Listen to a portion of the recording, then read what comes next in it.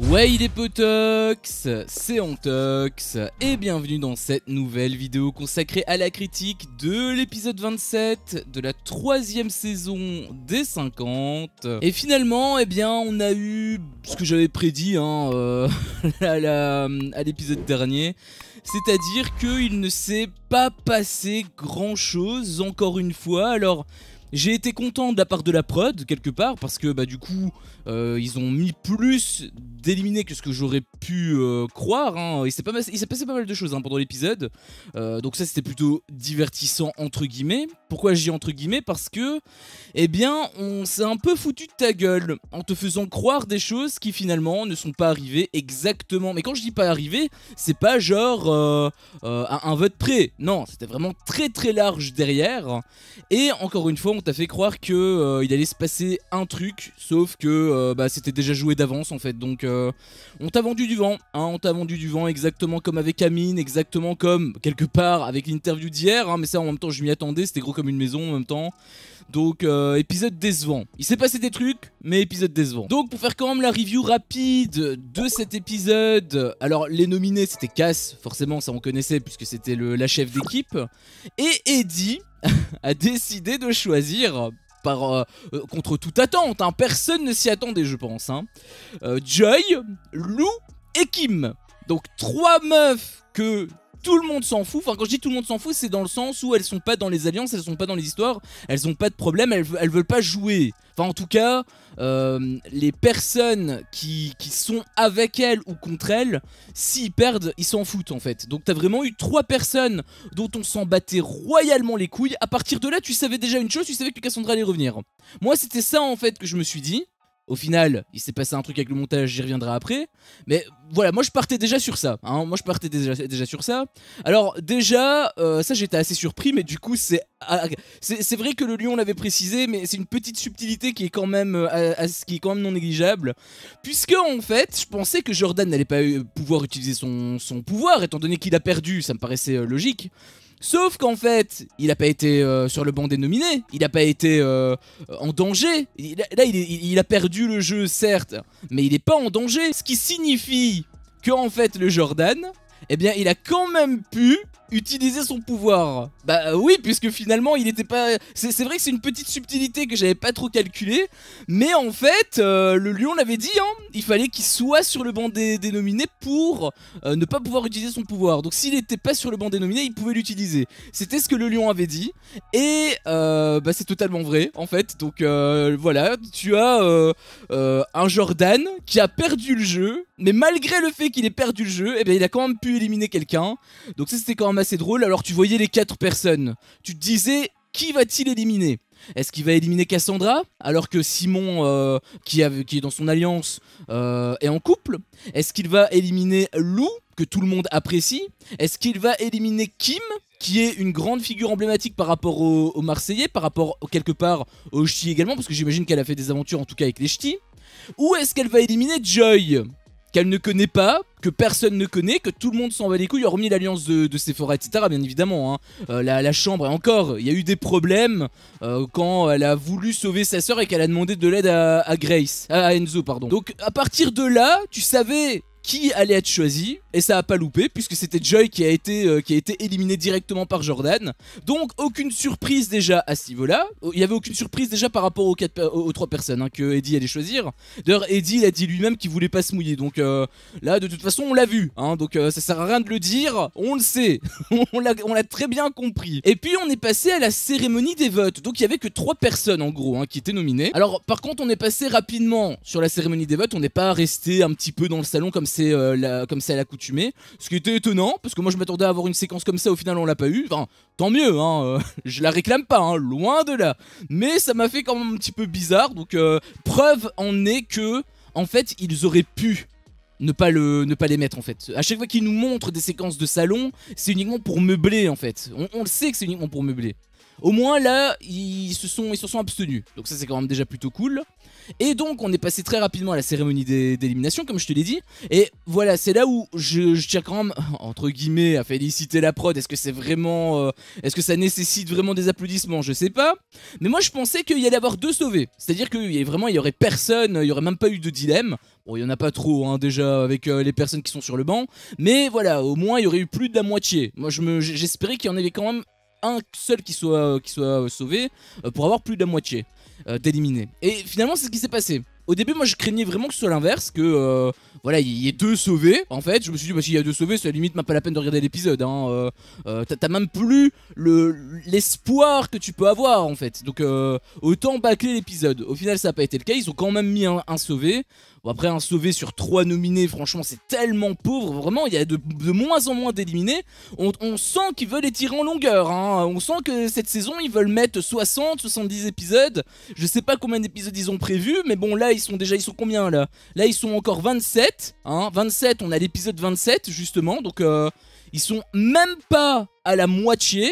Et tu commences à avoir 2 éliminés par-ci par-là. Enfin oui, je sais qu'il y en a eu 3 avec le pouvoir de Jordan. Mais pour moi, le pouvoir de Jordan n'influence pas les cérémonies des votes en fait. Moi ce que je voulais voir, s'il y a peu de nominés comme ça, et qu'il y a beaucoup d'éliminés, c'est pour voir des dilemmes. C'est pour voir les personnes quand ils doivent sauver quelqu'un, qu'est-ce qu'ils vont faire. Là on peut pas voir ça en fait. On peut pas voir ça puisque c'est Jordan qui l'a éliminé. Donc on s'en bat les couilles en réalité. Donc voilà, petit coup de gueule quand même pour le nombre de nominés. Mais bon ça après on le savait déjà à l'épisode dernier. Par contre il y a quand même eu qu'un seul sauvé. Ça c'est quand même à mettre à leur actif hein, à la prod. Et puis il s'est passé vraiment le pire truc. Et c'est vraiment de l'abus hein, cette saison. Je me souviens plus si dans la saison 1 ou dans la saison 2. Il me semble que dans la saison 2 ils faisaient pas trop ça. Mais dans cette saison c'est quand même hallucinant le nombre de vents qu'on te vend. Parce que on te faisait croire que c'était ultra serré de ouf. Donc entre Lou et Cassandra hein, puisque bon on savait tous que Kim allait dégager la première. Et ça a pas loupé d'ailleurs parce qu'elle a eu que deux malheureuses voix. D'ailleurs elle l'a très mal pris hein. Elle avait dit Fauculand. Elle s'était aussi énervée sur Kev en décalé parce qu'elle avait pas capté du coup quand elle est sortie. Elle avait compris que Kev l'avait toujours pas voté. Du coup elle est re-rentrée pour s'énerver. C'était un petit peu drôle d'ailleurs le fait d'avoir crié etc. Mais en vrai ça m'a quand même fait de la peine. Voilà je te dis, je la connais pas plus que ça. Limite elle m'insupporte un peu à force de gueuler et tout. Il y avait justement Lou qui s'était un petit peu pris la tête parce que voilà elle avait aussi son départ. Et pourtant Kim elle arrêtait pas de hurler. Après je peux aussi comprendre pourquoi Kim hurlait. Elle avait l'air d'être vachement peinée. Elle disait justement qu'elle était toujours la dernière roue du carrosse. Donc j'imagine quelque part que c'est un petit peu une sorte de Océane ou une sorte de Vivi. Tu vois une personne à chaque fois qu'elle faisait les aventures des Marseillais, c'était toujours eux qui étaient partis en premier en fait. Et je pense malheureusement que c'était son cas. Ce qui fait que bah, je peux pas m'empêcher d'avoir de la peine pour elle aussi en réalité. Franchement elle m'a touché parce que je trouve que c'est tellement horrible, tellement dégueulasse même de la part des Marseillais d'avoir procédé ainsi. Après bon c'est une famille, ils existent depuis plus de 10 ans maintenant. Mais enfin maintenant il n'y a plus d'aventure hein, des Marseillais. Et encore heureux vu les audiences qu'ils avaient. Mais en même temps il se passait rien donc c'est totalement normal. Mais voilà, je peux comprendre sa frustration. Et franchement si j'avais été à sa place, mais j'aurais été écœuré. Je peux même pas comprendre comment est-ce qu'une personne qui se fait éliminer H24 en premier dans les aventures des Marseillais puisse penser une seule seconde que ces gens sont leurs amis. Kevin n'avait même pas de peine pour Kim. Kevin s'en battait les couilles, il avait dit hein, bah, elle me fait un peu de la peine mais bon c'est oublié, il avait dit un truc du genre. Alors après je veux bien comprendre, c'est un jeu, faut pas mélanger la réalité et la télé-réalité, oui bien sûr. Mais quand tu vois qu'une personne t'apporte autant d'affection que Kim apparemment aimait réellement Kevin, elle le considérait réellement comme sa famille. Et qu'il n'y a aucun retour. Franchement c'est un peu à l'image des Marseillais bien évidemment. Mais je peux pas m'empêcher d'être un minimum d'avoir beaucoup de compassion pour elle en fait. Bon après là concernant, on savait comment ça allait se terminer. Donc ce qui était intéressant par rapport à l'épisode, c'était qui allait être sauvé entre Lou et Cassandra. Puisque au montage on te faisait comprendre que Lou avait des voix, que Lou pouvait potentiellement dépasser Cassandra. Honnêtement c'est ce que j'espérais hein, parce que comme je te l'ai dit, Cassandra j'en peux plus hein. Si elle pouvait dégager directement ça aurait été magnifique. Elle serait revenue, elle se serait barrée instant. Malheureusement ça n'a pas été le cas. Et c'est pour ça que j'étais quand même pas mal en colère sur l'épisode. Non pas parce que ma volonté n'a pas été exaucée, ça a rien à voir. C'est parce que le montage te fait croire que ils te font croire que c'est serré en fait, qu'il y a match. Sauf que finalement, Lou, elle est partie avec 6 voix. sur 26, 6 sur 26. C'est même pas la moitié, c'est même pas le quart, c'est presque le quart en fait. C'est à peu près le quart des voix, c'est-à-dire que Cassandra a été sauvée avec 18 voix sur 26. Et on t'a fait croire, tu as donc suivi, en gros pour la faire courte, tu as suivi un épisode entier où on te faisait croire qu'il allait se passer des trucs, qu'il allait avoir match, même si Cassandra elle revenait, moi je m'en foutais. S'il y avait, enfin j'aurais été dégoûté, mais s'il y avait quand même match, si c'était vraiment à une voix ou deux voix près, tu vois, là j'aurais été dégoûté, mais bon, au moins l'épisode, je l'aurais savouré, au moins j'aurais pu me divertir. Là en fait, tu te rends compte que la prod, bah ils t'ont pris pour un con en fait. Là la prod, ils t'ont juste pris pour un con parce que, en réalité... Il y avait rien, il y avait pas match, on t'a montré 10 minutes ou 15 minutes de séquence pour finalement avoir exactement ce à quoi tu t'attendais. Franchement, ça vous fait kiffer voir ce genre de choses? Au-delà des candidats, hein, que vous aimez ou pas Cassandra, peu importe. Est-ce que ça vous fait kiffer de voir des épisodes où on te fait croire des choses qui non seulement ne se produisent pas, mais où ça a même pas été réel, ça a même pas été joué. Enfin, c'était déjà joué d'avance en fait. Et là où je suis encore plus en colère, c'est sur les candidats, parce que en réalité, c'est pas réellement à cause de la prod. Enfin, si, il y a des choses où c'est à cause de la prod que l'émission pue du cul. Mais en réalité, si l'émission pue à ce point-là du cul, c'est surtout à cause des candidats. Tu as un Simon qui met un coup de pression à tout le monde. Il dit... Ceux qui votent pas Cassandra, vous êtes tous contre moi. D'ailleurs, Enzo, il m'a fait kiffer sur ce coup-là, hein, parce que justement, il a vu ça, il a dit attends, mais t'as cru que j'étais qui? Il a directement voté pour Cassandra devant sa gueule. Ça m'a vraiment fait kiffer en réalité. Mais c'est le seul. C'est ça le problème, c'est que c'est le seul. Il y a personne qui a réagi. Tout le monde a été complètement soumis. Moi, on me met un coup de pression, mais je fais l'inverse, rien que pour te faire chier en fait. Sauf que là, les candidats, ils veulent pas jouer. C'est quand même hallucinant entre Eddie, qui veut se mettre personne à dos, et bah, tous les autres, parce que c'est pas genre 12 voix ou 13 voix ou 14 voix, c'est 18 voix. C'est-à-dire qu'il y a quasiment tout le monde qui a accepté le coup de pression tranquille. Je sais pas si tu te rends compte de la dinguerie. Comment tu veux apprécier un jeu si il ne se passe rien? Parce que c'est ça le problème, au-delà des candidats, que vous soyez pour Jordan, que vous soyez pour Nicolas, que vous soyez pour Maïsan, que vous soyez pour n'importe qui, il ne se passe rien. Moi je m'en fous de qui gagne. Le plus important c'est pas la destination, c'est le voyage. Sauf que quand t'as un voyage où tu dors du premier, enfin non on va dire plutôt du deuxième épisode jusqu'au dernier, et qu'en plus on te les tire en longueur pour bien te donner 60 épisodes, mais moi je me demande pourquoi est-ce qu'on regarde ça. Franchement je préfère regarder un film ou une série que ce truc. Moi je peux comprendre, j'adore hein, les téléréalités, mais je peux comprendre pourquoi il y a absolument plus de télé-réalité, ou en tout cas très peu. Si c'est pour avoir du vide H24, bah alors autant regarder autre chose qui est plus pertinent. Ça c'est une tare génétique de toutes les saisons, hein. Parce que saison 1, pareil, t'avais aussi le méga monopole avec Maeva Genam. Là d'ailleurs c'était carrément hurlé haut et fort. Maeva Genam disait à tout le monde ce qu'ils devaient voter, et ils ont tous voté comme Maeva Genam. Au final ils se sont fait jeter un par un. Bon, c'était la première saison, on pouvait les comprendre. Mais à la deuxième saison, tu savais aussi comment ça allait se passer. La deuxième saison était plus subtile, parce qu'ils ont utilisé la stratégie des couples, ce qui était quelque part plutôt intelligent. Mais dans le fond, il s'est quand même rien passé. Je veux dire, il y avait quand même deux camps. Enfin, deux camps. On va dire qu'il y avait deux personnes qui se foutaient sur la gueule. Et, enfin non, il y avait une personne qui se battait, c'était Jessie. Et tout le reste, quand je dis tout le reste, je veux dire Jade, Naka, etc. Enfin, plusieurs personnes qui s'en prenaient à elle. Et tout le reste était spectateurs. Ils s'en foutaient. Et moi, je veux bien que tu prennes pas parti si c'est pas ton dos. Ok, d'accord, très bien. Mais... le truc c'est qu'il y a quand même une émission derrière, il faut faire un minimum le show. Nicolas veut faire le show, d'ailleurs il le fait très bien. Sauf que le problème c'est qu'il a presque aucun répondant. Là maintenant il y en a, oui, grâce à Jonathan. Et heureusement d'ailleurs qu'il est revenu, parce que franchement on serait grave chié. Déjà le pauvre Enzo il était tout seul. Mais s'il était resté réellement tout seul, on voyait qu'il était en train de se battre. C'était un ver de terre qui bougeait en fait, Enzo. Là au moins grâce à Jonathan on peut espérer un retournement de situation. Mais je sais pas quand ça va arriver en fait. Je l'attends même plus parce qu'en fait, à force d'attendre, moi je l'attends plus hein. À force d'attendre, moi j'en ai plus rien. À un moment donné, je vais abandonner. Enfin non, je vais continuer à faire les reviews bien sûr, mais je vais abandonner tout espoir. Je vais me dire, bah ça sert à rien. Déjà depuis le début, j'arrête pas de prévoir ce qui se passe. Et c'est ce qui se passe. On te fait croire que ça va pas arriver. Je suis content. Pour qu'au final, en fait, bah tu vois que c'est arrivé. Donc vraiment, saison catastrophique hein. Déjà de base, voilà, à cause des candidats, c'est pas fameux. Bon ça la prod malheureusement on n'y peut rien. Mais ils ont tenté d'instaurer de nouvelles choses par rapport aux gladiateurs, par rapport au pouvoir de Jordan. Sauf que ça déséquilibre encore plus la balance. Ça déséquilibre encore plus la balance. Là moi je te dis en finale, moi je vois le clan de Nicolas hein.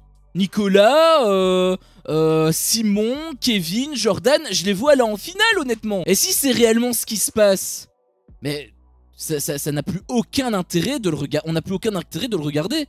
Tu sais déjà maintenant à l'épisode 27 que la finale sera composée de Jordan, Kevin, etc. J'espère qu'à un moment donné ça va pas arriver. Parce que si c'est réellement le cas, j'aurais juste regardé 50 ou 60 épisodes pour rien en fait. Donc voilà, hein, on a eu un épisode où il s'est passé des trucs, sauf que comme d'habitude, bah, c'était des bulles. Donc ça m'a bien pété les bulles à moi hein, par contre. Ce qui m'a quand même fini, parce que vraiment je voyais ça, j'étais dépité. J'étais même plus énervé. J'ai même plus la force d'être énervé, j'étais juste dépité en fait. Mais ce qui par contre m'a vraiment achevé, j'étais à deux doigts de couper l'épisode, rien que pour vous dire, c'est Eddie qui te dit en interview, j'ai quand même été bon en stratégie. Alors là, celle-là, elle était merveilleuse, hein, parce que sa stratégie, ce que lui appelle stratégie, ce n'était pas une stratégie, puisqu'il a décidé de choisir des personnes neutres, des personnes qui n'avaient absolument aucun impact dans le jeu. Alors, quelque part, c'est peut-être une stratégie, si tu réfléchis un petit peu, que tu ouvres vraiment très très grand ton esprit, ça peut être perçu comme de la stratégie. Sauf que pour moi, je suis désolé, mais c'est un petit peu de la stratégie de lâche. Parce qu'au final, il s'est pas mouillé, il a pas pris de risque, il a pas renversé le jeu, il s'est rien passé. Carla, elle s'est mouillée, elle. Carla, quand elle a décidé de choisir Cassandra, elle a fait bouger les choses. Même si c'est pas une personne qui était très importante dans l'alliance, hein, Cassandra. Au moins, il s'est passé un truc. Elle a pas décidé d'éliminer une Joy par exemple, tu vois. D'ailleurs justement, je vais mettre aussi en lumière Carla et Lisa Marie. Enfin Lisa Marie c'était un petit peu stratégique, mais voilà, elles ont quand même voté pour Cassandra. Donc elles ont participé quand même à son retour. Lisa Marie pardon, c'était vraiment par stratégie. Elle disait oui, tu seras protégé par les autres. Ben, ça c'est ce que tu crois, parce que tu seras protégé par absolument personne. Je peux t'assurer que si tu es sur le banc des dominés et que Cassandra y est aussi, je peux t'assurer que Kevin il te sauve pas hein. Je peux t'assurer que Simon il te sauve pas hein. Je peux t'assurer que personne te sauve en fait. Enfin si, peut-être les autres, mais étant donné que ce sont des brebis qui suivent le troupeau, bah je pense que simplement elle va dégager. En réalité j'aimerais même que ça se passe comme ça, rien que pour te dire.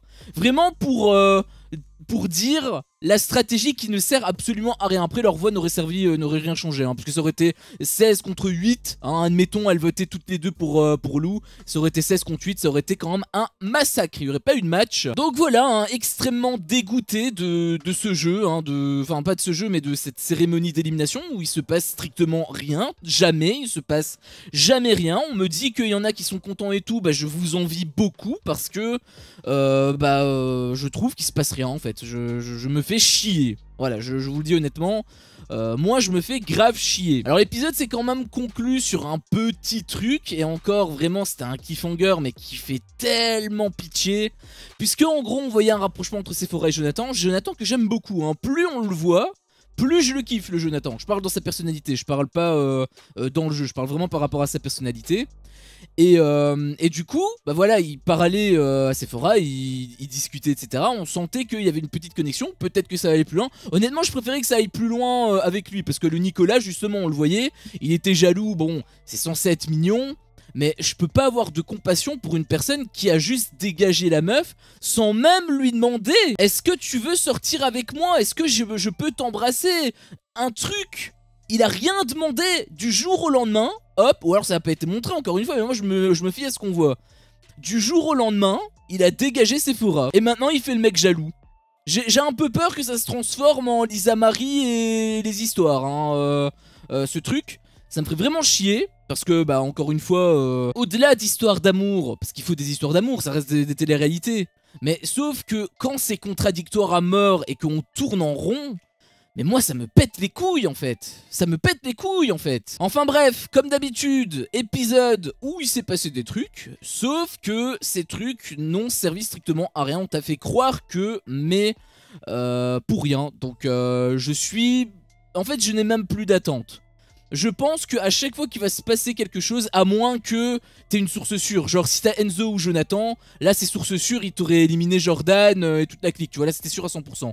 Mais le fait que ce ne soit pas eux qui soient... Enfin, si c'est pas eux qui doivent choisir, vraiment, je m'en battrai les couilles. À partir de maintenant, je pense que je m'en battrai les couilles et j'arrêterai d'espérer, parce que à chaque fois qu'on te fait espérer, bah ça mène à rien en fait. Ça mène strictement à rien étant donné que c'est toujours ce qu'on pense qui se produit. Donc il n'y a jamais de surprise, il n'y a rien vraiment. On te vend plein de rebondissements. La phrase hein, qu'on te sort, hein, la première phrase, hein, cette année la seule règle c'est qu'il n'y a pas de règle. Putain de merde, montre-moi où ils sont en fait les non-règles là. Parce que là je peux t'en montrer des règles. Hein, c'est un copier-coller de la saison 1, hein, mais c'est vraiment hallucinant. Hein, Enfin bref, sur ce, c'est la fin de cette vidéo. Si mon contenu te plaît, fais-le moi savoir en me laissant un énorme pouce bleu. À chaque fois que je vois ça, je vois que mon contenu plaît. Et donc moi, ça me motive à continuer. Si t'es pas encore un peu tox, qu'est-ce que tu attends pour me défoncer ce gros bouton rouge? N'hésite pas à activer la cloche pour ne rien louper. Et je te dis à la prochaine pour une prochaine vidéo. Ciao.